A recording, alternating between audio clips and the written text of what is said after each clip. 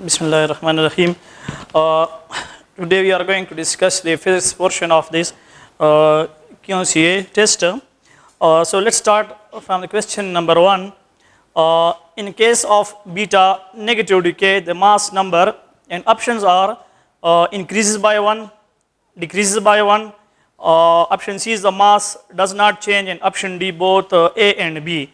So in case of beta decay, there is no change in mass number. Mass number पे कोई change नहीं आता. Atomic number increase or decreases by 1, लेकिन mass number जो है हमारे पास constant रहता है. So question number 1 जो है इसमें option number C आ रहा है. Mass number does not change. Option C. Okay. Question number 2 है a simple harmonic oscillator has an amplitude A and time period T. The time required by it to travel from x is equal to A to x is equal to A by 2 is a simple harmonic oscillator है और कहता है कि इसका amplitude जो है, let's suppose for example हम लेते हैं सिंपल पेंडुलम लेते हैं. चलो हमने सिंपल पेंडुलम ले लिया. सिंपल हार्मोनिक ऑसिलेटर ये भी है और इसका एम्पलीट्यूड जो है वो A है. कहते हैं कि A by 2 तक जो है इसने आने में कितना टाइम लिया. A by 2 तक एक्सट्रीम पोजीशन से आ रहा है और कहता है कि A by 2 तक पहुंचने में हाफ ऑफ द एम्पलीट्यूड तक पहुंचने में कितना टाइम ये ले लेता है. ठीक है, तो हमारे पास इक्वेशन है x is equal to x naught cos of omega t. Okay, जब ये एक्सट्रीम पोजीशन से मीन की तरफ आ रहा है तो ये इक्वेशन सिंपल है, इससे आप कर सकते हैं. अगर ये मीन से एक्सट्रीम की तरफ जा रहा है तो फिर ये इक्वेशन आप इस्तेमाल करें तो ये बेहतर होगा. दोनों इस्तेमाल कर सकते हैं, ये from mean to extreme.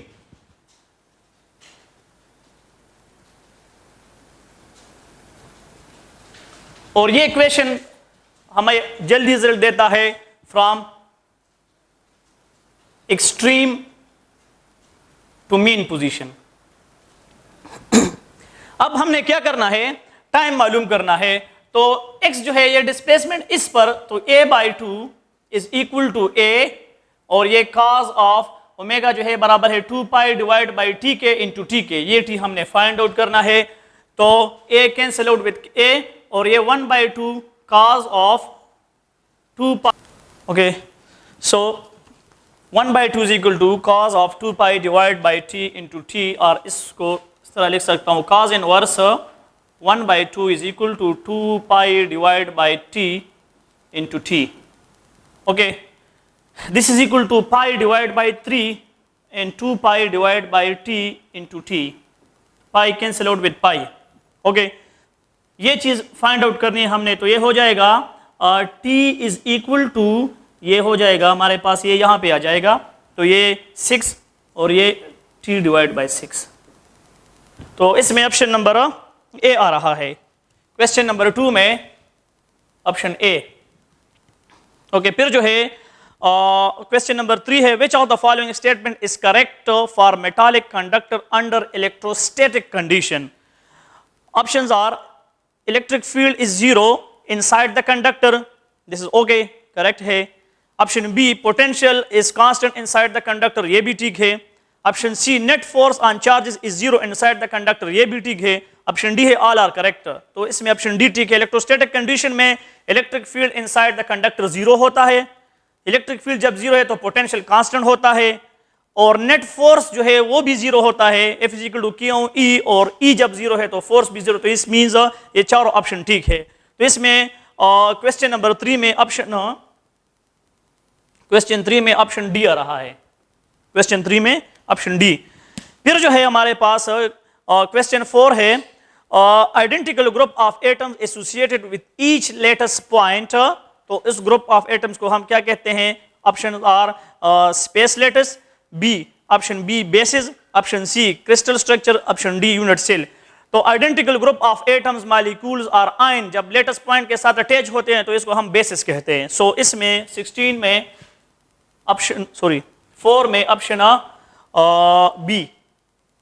Question number 4 में ऑप्शन बी आ रहा है और ये इसको हम बेसिस कहते हैं. क्वेश्चन नंबर 5 है a magnetic field can not, magnetic field क्या काम नहीं कर सकता, exert a force on charge particle, कर सकता है, चार्ज पार्टिकल पे फोर्स लगा सकता है। Option B can not change the velocity of charge particle, velocity of charge particle को भी चेंज कर सकता है, डायरेक्शन चेंज करता है वेलोसिटी की, ये ऑप्शन भी नहीं है। ऑप्शन सी कहता है can not change the momentum of charge particle, momentum को भी चेंज कर सकता है, ये भी गलत है। Can not change the kinetic energy of charge particle, kinetic energy को चेंज नहीं कर सकता क्योंकि काइनेटिक एनर्जी स्केलर क्वांटिटी है। मैग्नेटिक फील्ड जब चार्ज पार्टिकल पे अप्लाई होता है, जो भी डायरेक्शन में देता है तो काइनेटिक एनर्जी में फर्क नहीं आता। अलबत्ता मोमेंटम वेक्टर क्वांटिटी है, मैग्नेटिक फील्ड के चार्ज पार्टिकल पर अमल करने से उसके मोमेंटम में चेंज आता है, डायरेक्शन जब चेंज होती है वेलोसिटी की, तो वेलोसिटी भी चेंज, मोमेंटम भी चेंज, फोर्स भी लगा सकता है, मैग्नेटिक फोर्स है फिजिकल वी भी, और काइनेटिक एनर्जी जो है ये चेंज नहीं कर सकता। तो क्वेश्चन नंबर 5 में ऑप्शन नंबर डी आ रहा है। ए बॉडी, क्वेश्चन नंबर 6 है a body whose momentum is constant must have constant force, velocity, acceleration and all of these. जब मोमेंटम कांस्टेंट है किसी बॉडी का तो उस पे फोर्स नहीं लगना चाहिए, जब फोर्स लगता है तो मोमेंटम में चेंज आता है। ओके, तो मींस ये तो कांस्टेंट ये तो नहीं हो, ठीक है, ऑप्शन ए नहीं है। फिर जो है ऑप्शन बी है वेलोसिटी, तो वेलोसिटी जब कांस्टेंट होगी मोमेंटम भी कांस्टेंट होगा। ऑप्शन सी है एक्सेलरेशन, तो एक्सेलरेशन जब लगता है इसका मतलब है फोर्स भी लगता है, जब फोर्स लगता है तो मोमेंटम कांस्टेंट नहीं है। तो क्वेश्चन नंबर 6 में ऑप्शन आ रहा है बी, वेलोसिटी को कांस्टेंट होना चाहिए मोमेंटम जब कांस्टेंट हो, ठीक है। क्वेश्चन नंबर 7 है what is the angle between P plus Q and P cross Q. दोनों वेक्टर है, अब दोनों ऐड हुए हैं, एक P प्लस क्यू है और दूसरा जो है P क्रॉस क्यू है। इन दोनों में एंगल क्या होगा, ठीक है। तो P प्लस क्यू को आप ऐड कर दे जिस डायरेक्शन ओरिएंटेशन में भी हो P प्लस क्यू, तो ये एक ही प्लेन में आएंगे। फॉर एग्जांपल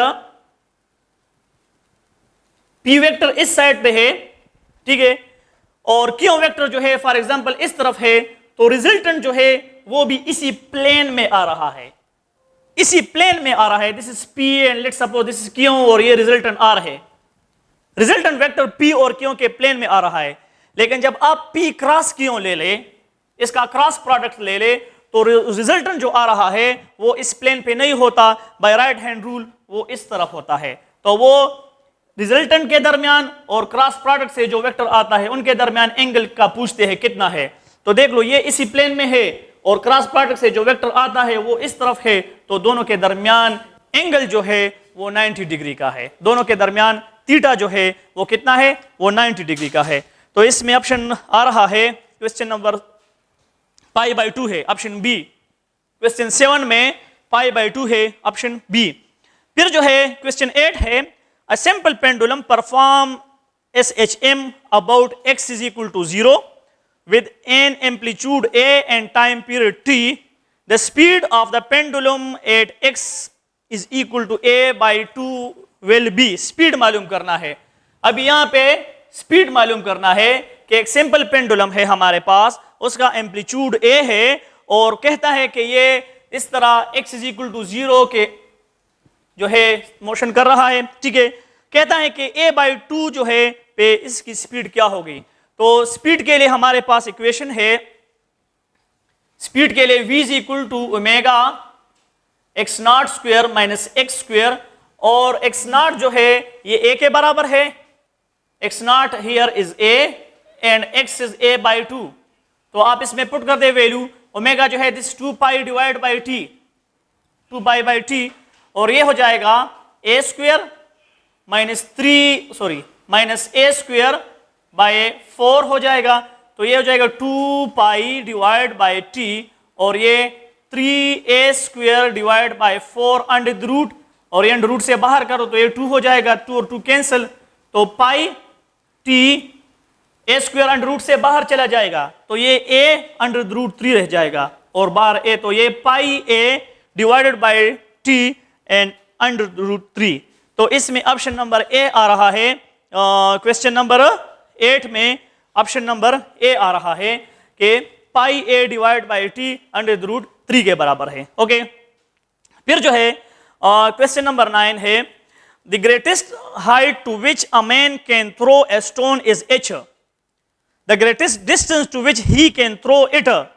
हाइट जो है एक आदमी है वो एक पत्थर को मैक्सिमम हाइट तक फेंक सकता है, वो h है कहते हैं कि कितने रेंज तक वो इसे फेंकेगा। ठीक है, ये क्वेश्चन नंबर 9 है, तो चलो इसे सॉल्व करते हैं।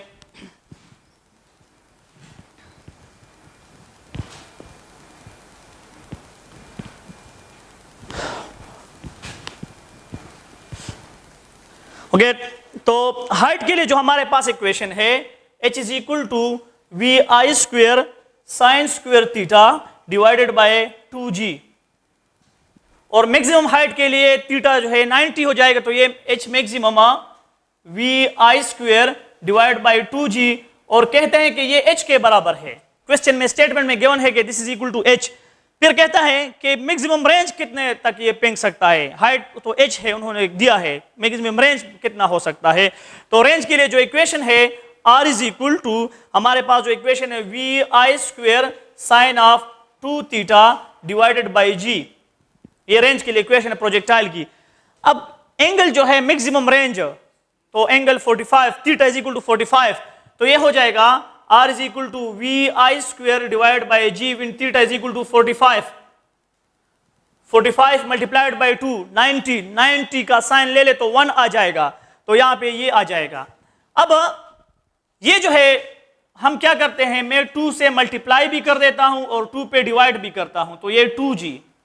ठीक है, अब v i square divide by 2g ये h के बराबर है, v i square divide by 2g this is equal to h, so r is equal to 2 into h। तो मैक्सिमम रेंज जो है मैक्सिमम फासले तक वो फेंक सकता है, वो क्या है, वो 2h है, और इसमें ऑप्शन नंबर सी आ रहा है। तो क्वेश्चन नंबर 9 में ऑप्शन सी है। फिर 10 है question, a fully charge parallel plate capacitor remains connected to a battery. Fully charge parallel plate capacitor है और बैटरी के साथ कनेक्टेड है। While you slide a dielectric between the plates, which of the following stays the same? Charge, capacitance, potential difference or energy? एक fully charge capacitor है और battery के साथ कनेक्टेड है, ये बात ध्यान में याद रखें, बैटरी रिमूव्ड नहीं है, बैटरी के साथ कनेक्टेड है। और हम क्या करते हैं कि इसके अंदर जो है प्लेट्स के अंदर हम डाइलेक्ट्रिक इंसर्ट करते हैं, यहां पे डाइलेक्ट्रिक इंसर्ट करते हैं। कहते हैं कि कौन सी चीज जो है वो कांस्टेंट रहेगी, चार्ज जो है देखते हैं, कैपेसिटेंस, पोटेंशियल डिफरेंस और एनर्जी। तो जब आप डाइलेक्ट्रिक प्लेस करते हो तो बगैर डाइलेक्ट्रिक के जो इक्वेशन है कैपेसिटेंस के लिए C equal to epsilon naught A divided by D, और इसमें काफी फिजिक्स इन्वॉल्व है कि किस तरह डाइलेक्ट्रिक रखने से किस तरह ये इंक्रीज होते कैपेसिटेंस। लेकिन मैथमेटिकली देख ले जरा, ये जो है जब मैं इसके अंदर डाइलेक्ट्रिक रख देता हूं तो ये हो जाएगा C prime, C dash is equal to epsilon R epsilon naught A divided by D। तो इसका मतलब है C prime is greater than C by this factor, epsilon R is greater than 1, तो C प्राइम जब हमने dielectric रख दिया तो कैपेसिटेंस इंक्रीज हो गई। ठीक है, अब जब कैपेसिटेंस इंक्रीज होगा, ये बैटरी साथ में कनेक्टेड है, तो ये बैटरी चार्जेस प्रोवाइड करेंगे, तो इसका मतलब है चार्ज भी इंक्रीज होगा, चार्ज भी इंक्रीज हो गया। क्यों, डैश जो है दिस इज ग्रेटर देन क्यों, डैश जो है ये जब डाइलेक्ट्रिक हमने प्लेस किया और विदाउट प्राइम जो है ये डाइलेक्ट्रिक नहीं है। ठीक है, एनर्जी जो है 1/2 CV स्क्वेयर, तो वो भी इंक्रीज होती है, EU dash is greater then U। Potential difference जो है जब आपने डाइलेक्ट्रिक बीच में रख दिया तो इंड्यूस जो इलेक्ट्रिक फील्ड की वजह से पोटेंशियल डिक्रीज हो गई, लेकिन बैटरी कनेक्टेड है तो ये वापस जो है पोटेंशियल को मेंटेन रखेगा। जितनी पोटेंशियल अप्लाइड है, फॉर एग्जांपल 220 है, तो ये बैटरी जो है ये फिर 220 जो है इसको प्लेट के दरमियान 220 बहाल रखेगी। डाइलेक्ट्रिक रख दिया, पोटेंशियल डिक्रीज होती है, इलेक्ट्रिक फील्ड डिक्रीज होती है, इसकी वजह से V is equal to ED equation के मुताबिक पोटेंशियल डिफरेंस प्लेट के दरमियान डिक्रीज होती है। लेकिन बैटरी कनेक्टेड है तो वापस जो है चार्जेस जाएंगे, वहां पे चार्जेस जाएंगे तो वापस जो है पोटेंशियल कांस्टेंट रहेगा, उसमें फर्क नहीं आएगा, वापस जो है 220 तक पहुंच जाएगा। तो इसमें ऑप्शन नंबर सी, क्वेश्चन 10 में ऑप्शन सी है। फिर जो है Question 11, for what uncertainty in momentum uncertainty in position is 10 raised power minus 4. For what uncertainty in momentum, uncertainty in position is 10 raised power minus 4. तो simple uncertainty principle है delta P, delta X is equal to H, approximately equal to Planck constant. और कहते हैं कि ये इसमें uncertainty given है, momentum की अनसर्टिनिटी मालूम कर दे, तो ये 6.63 इंटू 10 रेज पावर माइनस 34, और ये गिवन है delta x 10 raise power minus 4 है, तो ये हो जाएगा 6.63 इंटू 10 रेज पावर माइनस 30, और इसमें ऑप्शन आ रहा है ऑप्शन बी। क्वेश्चन नंबर 11 में ऑप्शन आ रहा है बी। ओके, क्वेश्चन 12 है with what velocity an observer should move relative to stationary source so that he hears a sound of double frequency of the source.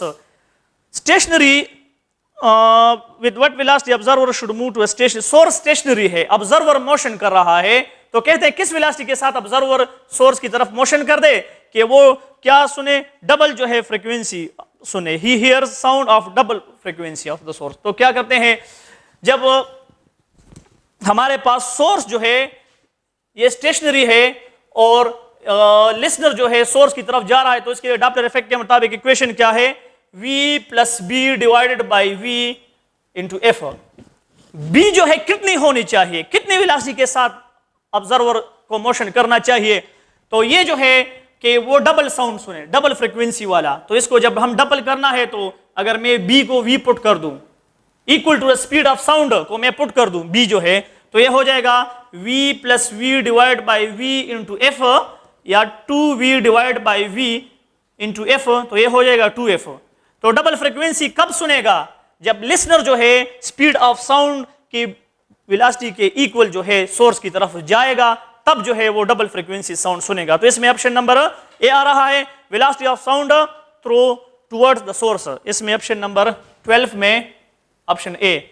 Okay, फिर जो है 13 है, a positive charge particle is allowed to move in the direction of electric field. Its electric potential energy increases, decreases, remain constant or infinite. Positive charge particle है और ये electric field के direction में जा रहा है, तो कहते हैं इसकी इलेक्ट्रिक पोटेंशियल एनर्जी क्या होगी, तो ये इलेक्ट्रिक फील्ड की direction from positive to negative, और पॉजिटिव चार्जेस को मैंने इलेक्ट्रिक फील्ड में प्लेस कर दिया। जब ये प्लेस कर दिया तो इलेक्ट्रिक फील्ड इस बेस पे फोर्स लगाएगी, ये इस तरफ आएगा, और जब ये नेगेटिव प्लेट की तरफ आएगा तो इसकी पोटेंशियल एनर्जी डिक्रीज होती है। So particle, charge particle, positive charge particle moving in the direction of electric field, it potential energy decreases. तो इसमें ऑप्शन नंबर 13, क्वेश्चन नंबर 13 है ऑप्शन नंबर बी, डिक्रीजेज। फिर क्वेश्चन नंबर 14 है, a student connects a 8-volt battery and 12-volt battery in series and then connect the combination across the 10 ohm resistor. What the current through the resistor? What is the current? दो batteries है series में connect किए 8 plus 12, तो हमारे पास जो है इससे आ जाएगी टोटल सीरीज में जब हमने कनेक्ट की है तो पॉजिटिव नेगेटिव के साथ अगर सीरीज में हमने कनेक्ट की है तो ये हो जाएगी 8 प्लस 12, तो ये 20 वोल्ट, 20 वोल्ट, और 10 जो है ohm, R is equal to 10 ohm, तो I जो है V बाई R, तो V जो है 20 है, 10 है, तो इससे 2 एम्पियर आ जाएगा। तो इसमें ऑप्शन नंबर सी आ रहा है, क्वेश्चन नंबर 14 में ऑप्शन सी। फिर जो है हमारे पास क्वेश्चन है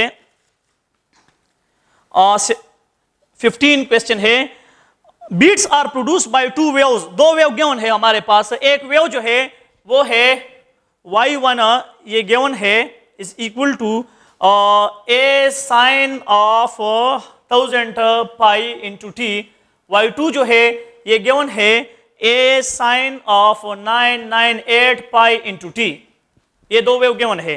कहते हैं कि ये बीट्स प्रोड्यूस करते हैं, लेकिन एक सेकंड में कितने बीट्स प्रोड्यूस होंगे इस दो वेव से, तो चलो इससे फ्रीक्वेंसी मालूम करते हैं।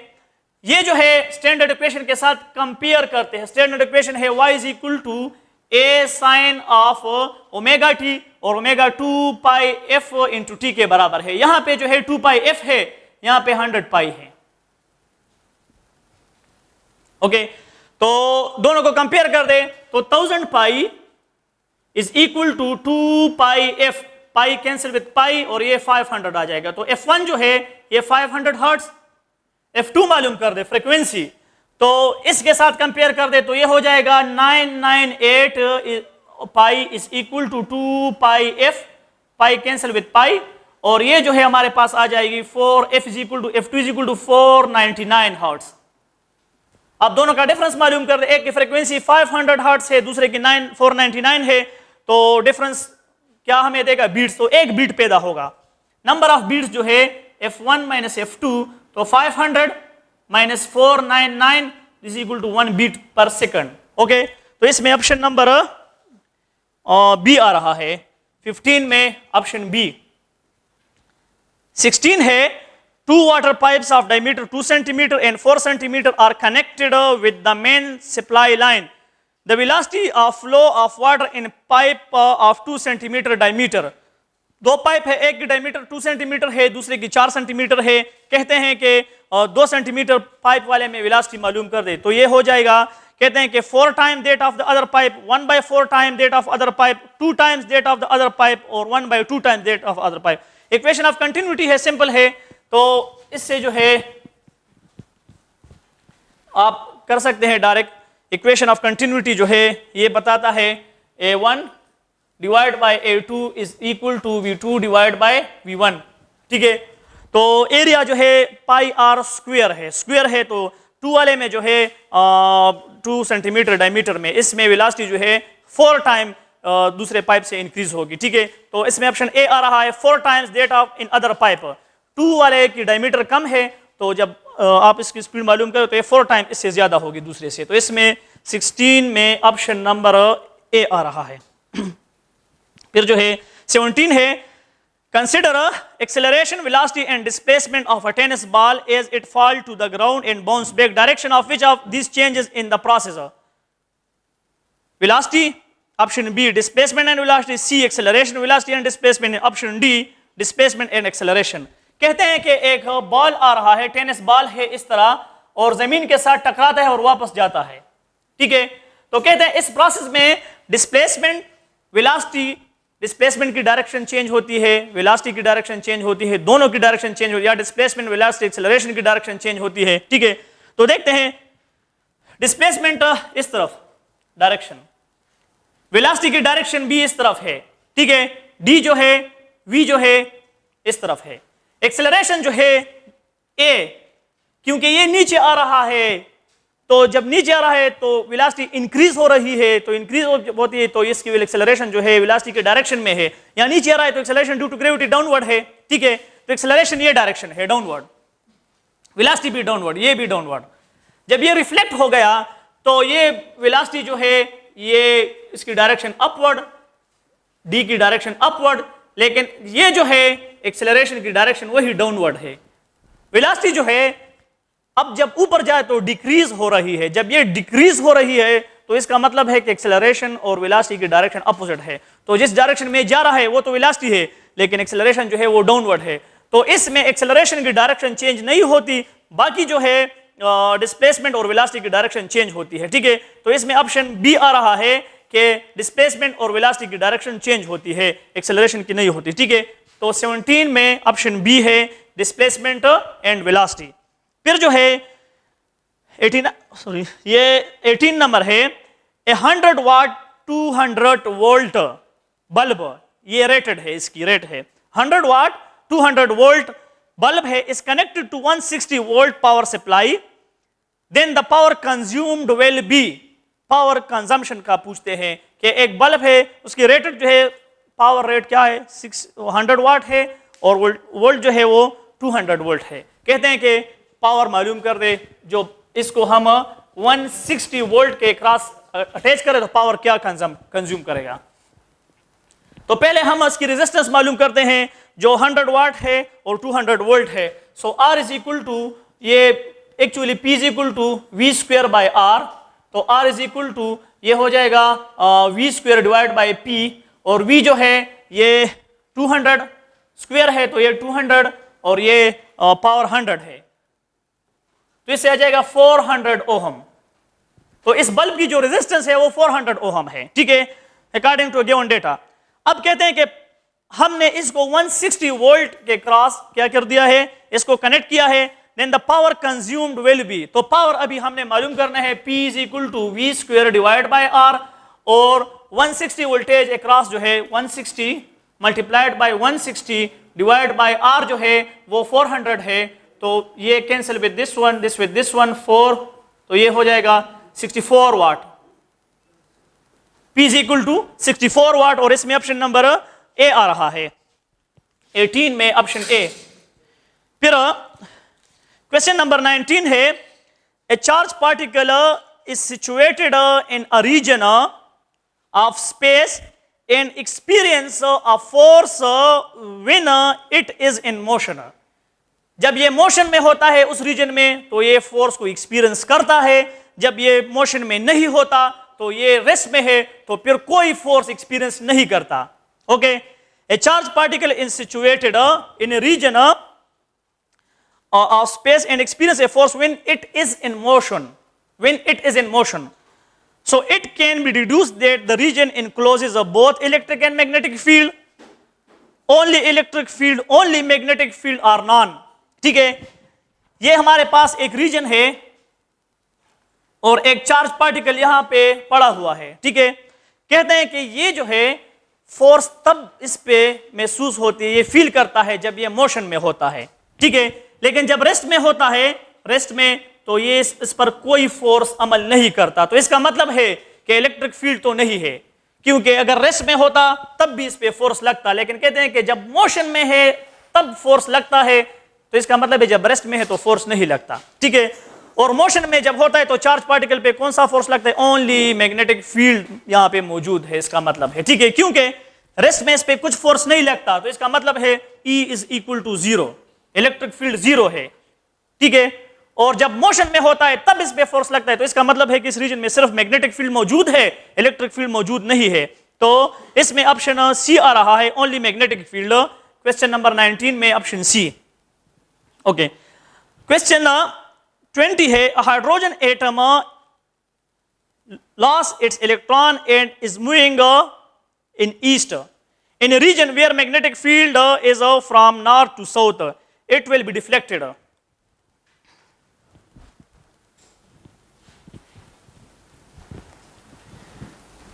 Okay, a hydrogen atom loses its electron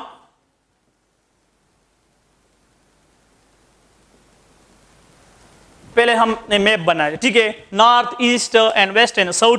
hydrogen atom है, इसने इलेक्ट्रॉन लूज किया, तो मतलब है पॉजिटिव चार्ज है इस पे, ठीक है, पॉजिटिव चार्ज है and is moving in region east की तरफ जा रहा है, तो इसका मतलब है कि ये इस तरफ जा रहा है, हाइड्रोजन एटम जो है ये चलो पॉजिटिव चार्ज है, इस तरफ जा रहा है ईस्ट की तरफ, और फिर जो है कहता है कि region magnetic field is from north to south. Magnetic field जो है ईस्ट ये है, मैग्नेटिक फील्ड जो है वो इस तरफ लग रहा है, ठीक है, और चार्ज पार्टिकल जो है वो इस तरफ जा रहा है, तो ये कहां जाएगा, option A up, option B down, option C north, option D south. तो इस पर आप फ्लेमिंग लेफ्ट हैंड रूल भी इस्तेमाल कर सकते हैं और राइट हैंड पालम रूल भी इस्तेमाल कर सकते हैं। राइट हैंड पालम रूल ये कहता है कि मैग्नेटिक फील्ड जिस डायरेक्शन में हो तो इसमें आपने ये फिंगर करने हैं, मैग्नेटिक फील्ड क्योंकि लाइंस ज्यादा होती है और ये फिंगर भी ज्यादा है, तो इसको इस तरह याद कर दे कि मैग्नेटिक फील्ड लाइंस की डायरेक्ट मैग्नेटिक फील्ड डायरेक्शन में ये 4 ये फिंगर कर दें, ठीक है।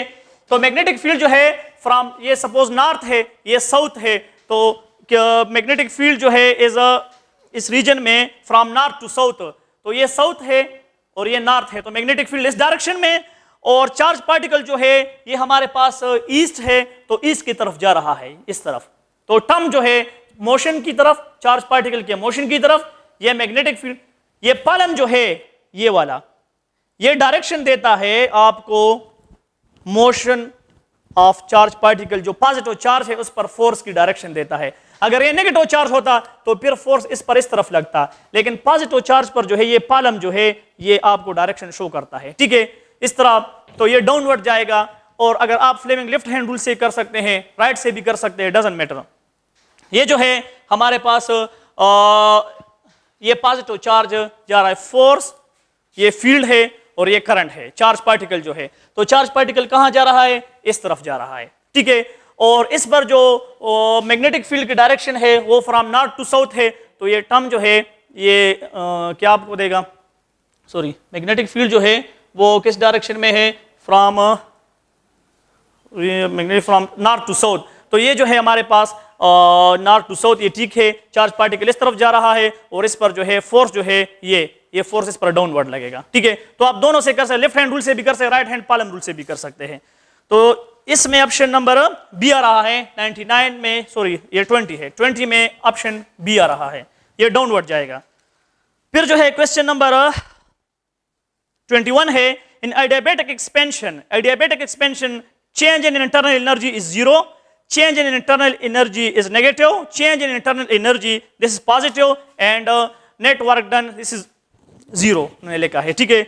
सो adiabatic expansion है, तो adiabatic expansion है तो हमने एनर्जी नहीं दी है सिस्टम को, ठीक है। और ये एक्सपेंड हुआ है तो इसने वर्क डन किया है।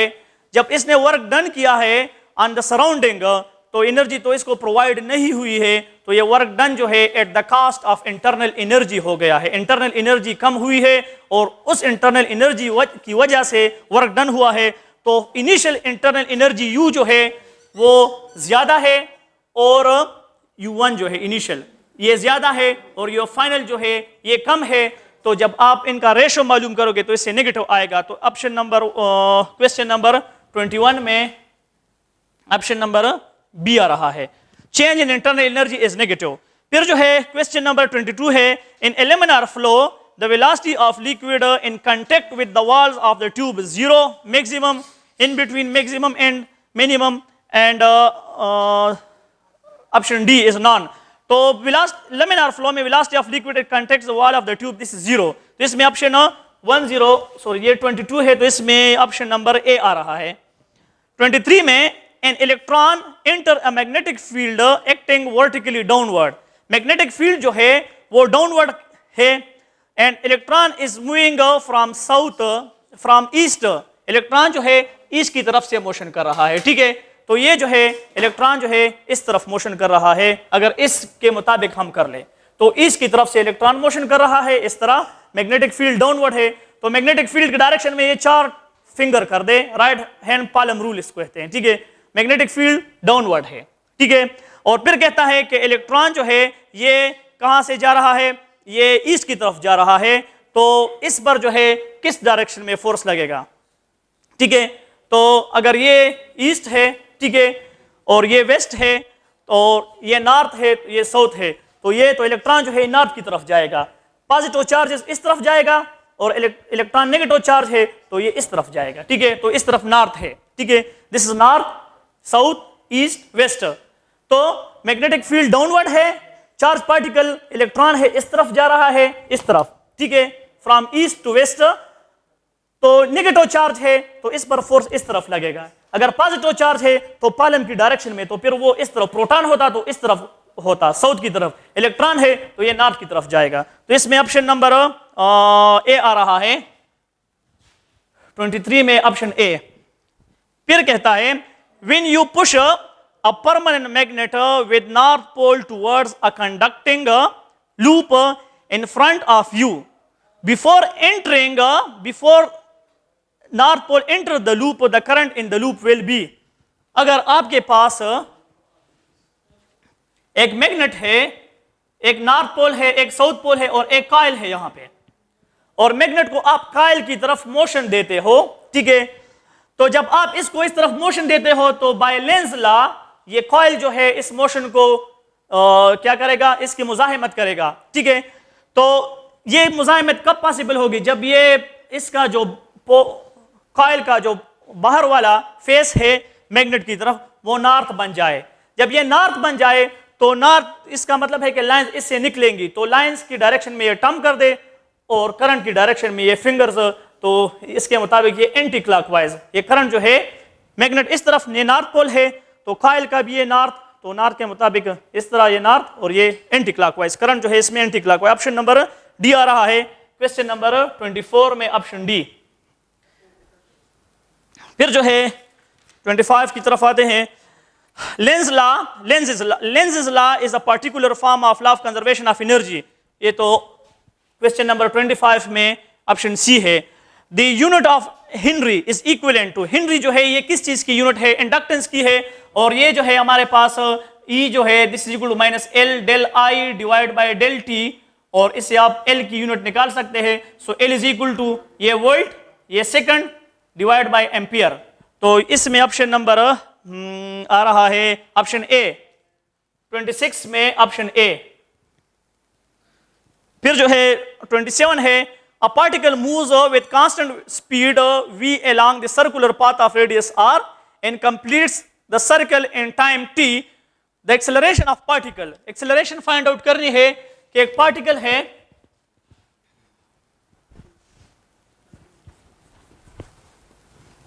एक पार्टिकल है और वो जो है moves with constant speed along a circular path of radius and completes the circle in time t।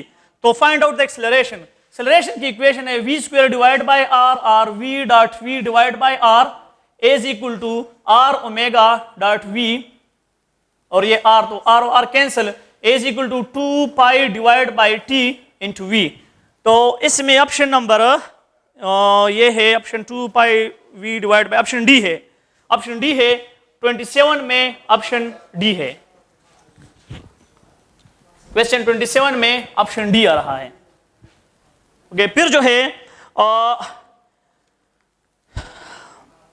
28 है, the mass of moon is about 1.2% of the mass of the earth compared to a gravitational force the earth exert on moon। the gravitational force the moon exert on earth will be is same, smaller, larger, varies with its phase। Gravitational force जो है ये दो object हमेशा एक दूसरे पर एक जितना लगाते हैं, एक्शन रिएक्शन है। अगर ये मार्कर जमीन पर 5 न्यूटन फोर्स लगाते हैं तो जमीन जो है वो मार्कर पर भी 5 न्यूटन फोर्स लगाती है। मसला यह है कि जमीन ऊपर नहीं आता, मार्कर नीचे जाता है, तो इसका इनर्शिया जमीन की ज्यादा है, इस वजह से वो ऊपर नहीं आता। हालांकि ग्रेविटेशनल फोर्स जो है ये मास पे जो जमीन है ये मार्कर पर उतना ही लगाती है जितना मार्कर जमीन पे, तो ग्रेविटेशनल फोर्स सेम होती है। ठीक है, तो इसमें ऑप्शन नंबर ए 28 में ऑप्शन ए आ रहा है, इज सेम। फिर 29 है, a person is standing in an elevator in which situation he finds his weight less than actual। उसका वेट जो है एक्चुअल वेट से कब कम होगा? एलिवेटर में खड़ा है और इसका वेट एक्चुअल वेट से कब होगा? Option A, elevator moves upward with constant acceleration. Upward तो जाएगा तो ये उसकी वेट इंक्रीज होती है, वेटलेस तो नहीं हो सकता, तो ये ऑप्शन गलत है, बीच से निकल गया। ऑप्शन बी है, elevator moves downward with constant acceleration. Option C है, elevator moves downward with uniform velocity. Option D है, elevator moves downward with variable velocity. यहाँ पे टाइपिंग में एक्सेलरेशन आया है, लेकिन ऑप्शन डी में है elevator moves downward with variable velocity है। तो इसमें ऑप्शन बी ठीक है, elevator moves downward with constant acceleration के साथ जब ये आएगा तो इसकी जो वेट है अपरेंट वेट वो रियल वेट से क्या होगी? कम होगी। तो इसमें ऑप्शन नंबर बी आ रहा है, 29 में ऑप्शन बी। फिर जो है 30 है, a body falls freely under gravity, its speed is v when it has lost an amount u of the gravitational energy then its mass will be। मास मालूम करना है, एक बॉडी नीचे आ रही है, ठीक है, और कहते हैं कि ग्रेविटेशनल एनर्जी पोटेंशियल एनर्जी इसकी डिक्रीज होती है, लॉस होती है, कहते हैं कि इसकी स्पीड v है, आप इसका मास मालूम कर दे। तो जब नीचे आती है तो loss in potential energy is equal to gain in kinetic energy। loss in potential energy is equal to gain in kinetic energy। तो U जो है this is equal to 1/2 mv square, और मास मालूम करना है तो m is equal to 2u divided by v square। तो इसमें ऑप्शन नंबर सी आ रहा है, क्वेश्चन नंबर 30 में ऑप्शन सी। 31 है, in LR series circuit when the frequency of AC source is very low then the circuit will be capacitive। Capacitive होगा जब frequency बहुत लो होगी, तो ये डोमिनेंसी जो है ये 31 है, इसमें ऑप्शन बी आ रहा है।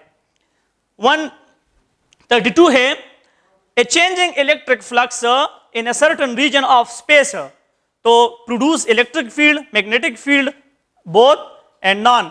तो change in electric flux produce magnetic field, change in magnetic field produce electric field, change in electric field produce magnetic. तो इसमें ऑप्शन नंबर ये जो है हमारे पास 32 है, 32 में ऑप्शन नंबर आ रहा है बी, ऑप्शन बी, 32 में ऑप्शन बी। ओके, फिर जो है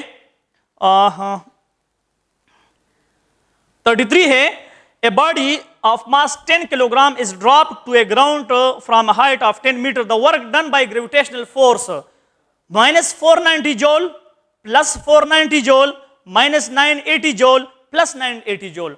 तो बॉडी को जब हमने फेंका है तो ग्रेविटेशनल फील्ड फोर्स डाउनवर्ड है, डिस्प्लेसमेंट भी डाउनवर्ड है, थीटा 0 है, सेम डायरेक्शन में वर्क डन पॉजिटिव होगा, लेकिन कितना होगा तो देखते हैं, एक 490 है प्लस में और एक 980 है।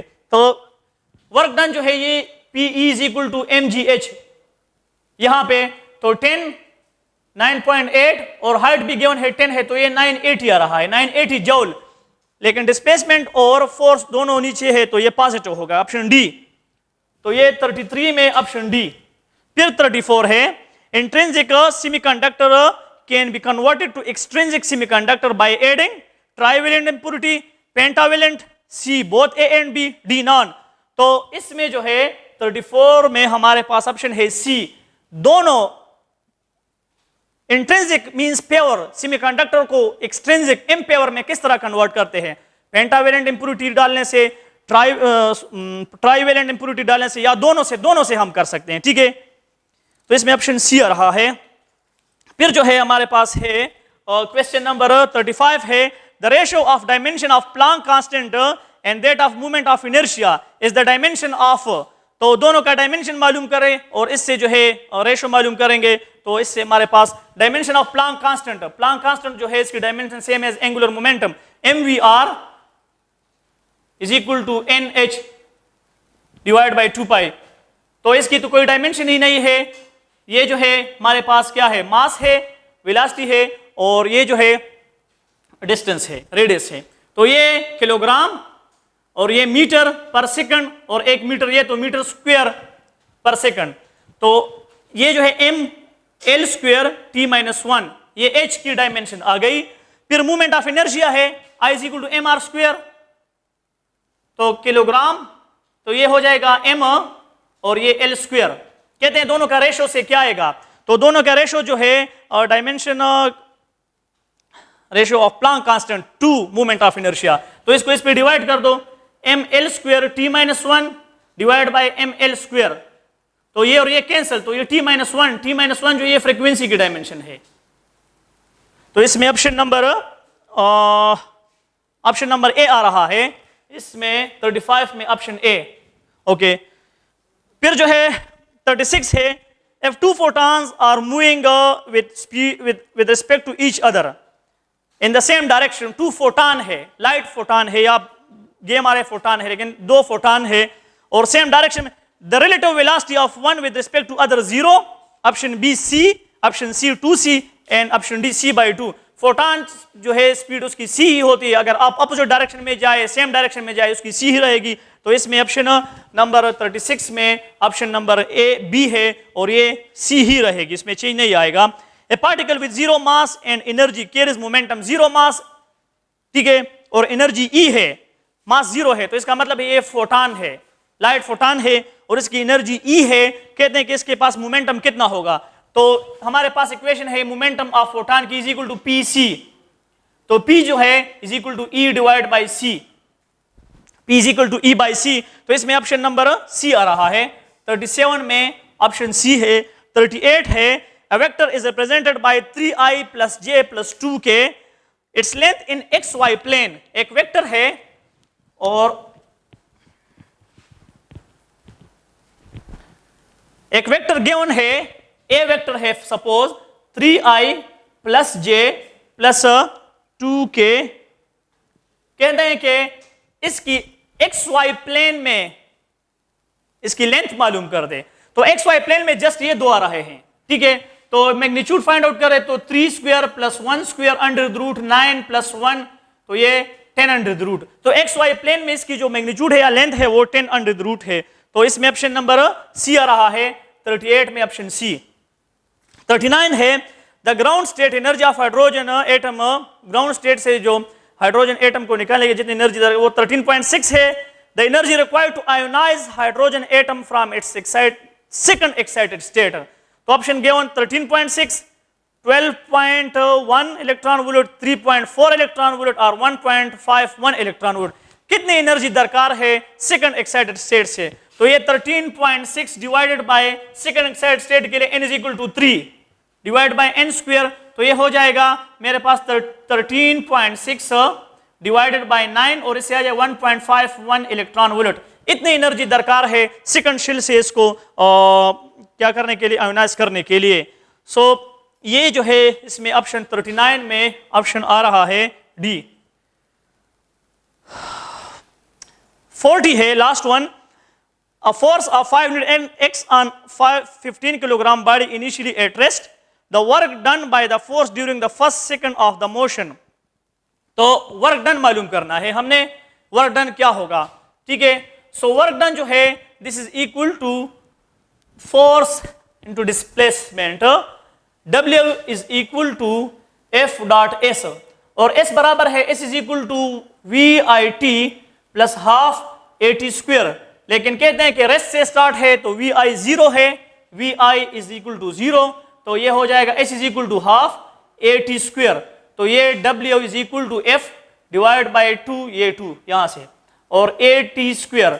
A जो है F बाई 2 और A बराबर है from Newton second law A is equal to F divided by M, तो ये F बाई M और T स्क्वायर। तो W is equal to F square divide by 2M into T। Values are given, F5 है तो 5 का square 25 बन जाएगा, और 2 है और M 15 है और T जो है ये स्क्वायर ये 1 है, तो ये आ जाएगा इससे 25 डिवाइड बाई 30 और 5 डिवाइड बाई 6। तो इसमें ऑप्शन आ रहा है लास्ट वन में ऑप्शन है 5/6 जूल। तो इसमें 40 में ऑप्शन आ रहा है बी 5/6 जूल। Thank you.